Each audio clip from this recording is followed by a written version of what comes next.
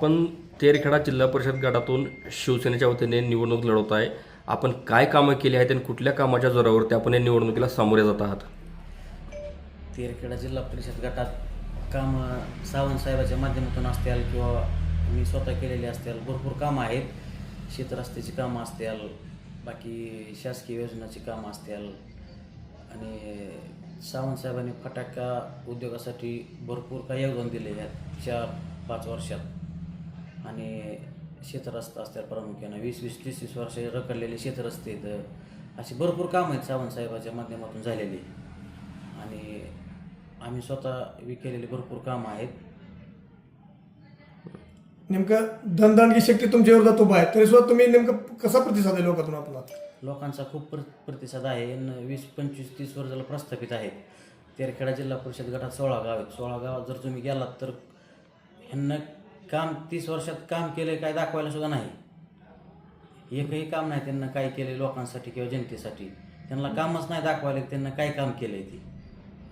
आणि त्यामुळे लोकांचा खूप प्रतिसाद आहे. आमच्याकडे कुठलं पद नाही तरीसुद्धा आम्ही सावंत साहेबाच्या माध्यमातून असेल किंवा स्वखर्चातून खूप काही कामं केल्यात. वैयक्तिक असतील, सामूहिक असतील, शेतरस्ता असतील, फुलाची कामं असतील, काही भरपूर कामं केल्यात. आपल्या विरोधाचे जे उमेदवार आहेत त्यांनी यापूर्वी देखील जिल्हा परिषद निवडणूक सदस्यपद त्यांनी भोगलेलं आहे. ग्रामपंचायत त्यांच्या ताब्यात होती. त्यांनी असलं आपल्यासमोर आव्हान असताना आपण नवखे उमेदवार म्हणून त्याच्यासमोर जात आहे. काय भावना आहेत तुमच्या? नाही, त्यांना काही काम केलं नाही म्हणून तर लोकांचा इतका आम्हाला प्रतिसाद मिळतोय. त्यांना जिल्हा परिषद असतील किंवा ग्रामपंचायत असेल कामच नाही त्यांचं काय दाखवायला लोकांसाठी किंवा आम्ही हे काम केलंय ती काम केलंय. त्यांना जर काम केलं असतं तर आम्ही तयार झालो नसतो. आज लोकांतून इतका आम्हाला प्रतिसाद मिळाला नसता. जे 30-30 वर्ष राजकारण करतात तर तेवढा आम्हाला लोकांतून प्रतिसाद मिळाला नसता ना.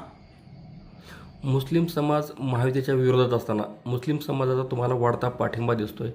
काय तुम्ही त्या समाजावर तशी जादू केली की ते समाज तुमच्यासोबत येत आहे? नाही, 80% मुस्लिम समाज आमच्यासोबतच आहे. कारण की त्याचं कारण एक आहे की 90%, 100% मुस्लिम समाज फटाका व्यवसायात आहे.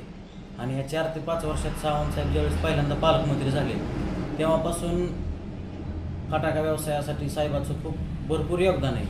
त्यामुळं मुस्लिम समाज त्यांना माहिती की बाबा एक फोन केला की सावंत साहेब कुठल्याही अडचणीला हजर असतात, प्रॉब्लेम सॉल्व्ह करतात. जास्त फटाका व्यवसायाला 2-3 वर्षात कसलाच त्रास झाला नाही सावंत साहेबाच्या माध्यमातून. त्यामुळे मुस्लिम समाज आमच्यासोबत आहे आणि राहील. या मतदारसंघामध्ये तुम्ही निवडणुकीला समोर जात आहेत. निवडून आल्यानंतर कुठल्या कामाला प्राधान्य देणार आहात? प्राधान्य सर काय रोजगार असेल, तरुणांचे प्रश्न असतील, शेत महत्त्वाचं काय साहेब शेत. आता सध्या शेतात जायला काय प्रॉब्लेम नाही. पण ज्यावेळेस पावसाळा येईल त्यावेळेस माणसांना शेतात जायची भरपूर अडचण असते. शेतरस्ता असतील, बाकी पुन्हा महिलांचं बचत गटाचा विषय असतील. आता हे विरोधक इलेक्शन आलं की थोडंफार काय हे करतात. इलेक्शन झालं की 5 वर्ष कुणाकडे बघत नाही. आम्ही तसं नाही. आम्ही कुठलं पद नसताना काय नसताना स्वखर्चातून कामं केल्यात आणि 100% ह्याच्यापेक्षा जास्त कामं करू. आम्ही नेहमी रात्र कधी बी लोकांसाठी अवेलेबल असतो. त्यावर एक वारंवार आरोप होत आहे की आपण दादागिरी करताय, आपल्याकडे उडाणपूर आहेत, आपण त्या माध्यमातून दहशत निर्माण करताय, यामुळे आम्हाला निवडून द्या, त्याच्या नादाला लागून असं म्हणलं जातं. काय प्रकार आहे तो नेमका? सर प्रकार काय आहे की त्यांचंच आता त्यांच्यापाशी विकासाचा एकही मुद्दा नाही की आम्ही हे विकासाचं काम केलं म्हणून कुठल्या गावात. तेवढंच म्हणतात पोरं दादागिरीत, पोरं सोरं त्यांना काय कळते. पोरं सोरं आहेत पण सर काय विषय की आम्ही एखाद्या 16 गावात बी असू द्या एकही माणूस आणून दाखवतो त्याच्यावर आम्ही दादागिरी केली, त्याच्यावर अन्याय केला, त्याच्यावर तुम्ही त्यांना केलेले 100 लोक आहेत की त्यांच्यावर अन्याय केलेला, त्यांना पिळवणूक केलेली, त्यांना त्रास दिलेला, अशी भरपूर माणसं आहेत. आमचं त्यांना एक बी दाखवू की आम्ही कोणावर अन्याय केला आहे, कोणाचं म्हणजे छळ केला काय असं एक तरी माणूस दाखवायला पाहिजे ना त्यांना. आमच्यावर आरोप करून काय त्यांच्याकडे विकासाचा मुद्दाच नाही बोलायला. तेवढाच मुद्दा आहे की पोरं सोरं आहे त्यांना काय कळतंय. हा त्यांना 9 तारखेला करून पोरं सोरं काय करतात ती. आपण या मतदारसंघातील नागरिकांना काय आवाहन कराल?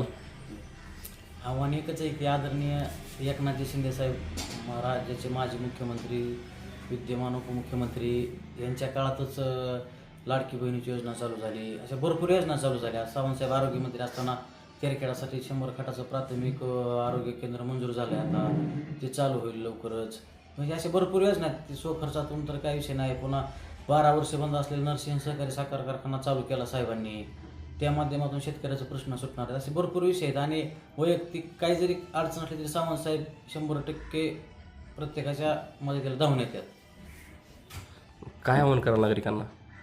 नाही, येत्या 7 तारखेला धनुष्यबाणा चिन्हासमोर बटन दाबून सर्व मी तेरखेडा जिल्हा परिषद गटाचा उमेदवार संदेश उर्फ विकी सोमनाथ चव्हाण व पंचायत समिती गण तेरखेडा गणाच्या सौ पूनम बालाजी घोलप व इंदापूर गणाच्या अरुणाताई शिंदे यांना प्रचंड बहुमताने विजय करा एवढं आवाहन करतो.